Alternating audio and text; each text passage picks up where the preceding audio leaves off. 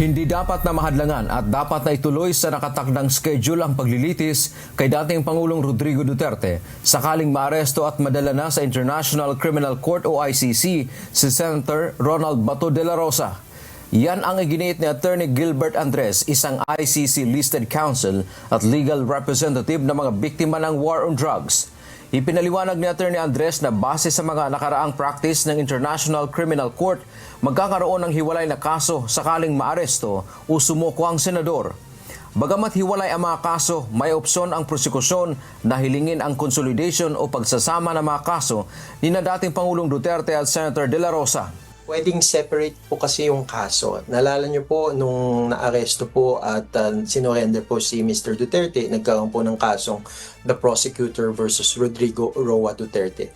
Now let's say po naaresto po si Senator Bato de la Rosa at nasurrender po siya sa ICC under our Republic Act 9851.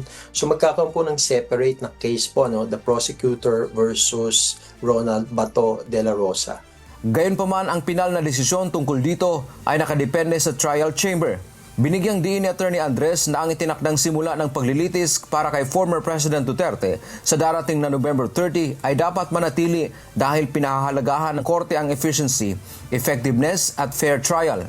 Ang mabilis na proseso ay tinuturing na karapatan hindi lamang ng mga biktima kundi maging ng mga akusado upang maiwasan ang anumang hindi nararapat na pag-aantala o undue delay sa hustisya. So, pwede pong nakaseparate po sila, pwede po silang i-consolidate, ngunit naaayon po yan sa kung ano magiging motion ng prosecution at sa decision po ng chamber. Sa kabuuan, naniniwala ang legal team ng mga biktima na ang pag-usad ng kaso laban sa ibang opisyal ay hindi dapat maging dahilan upang maantala ang nakaplano ng trial roadmap para sa dating Pangulo. Dante Amento, humahataw sa Balita Ngayon.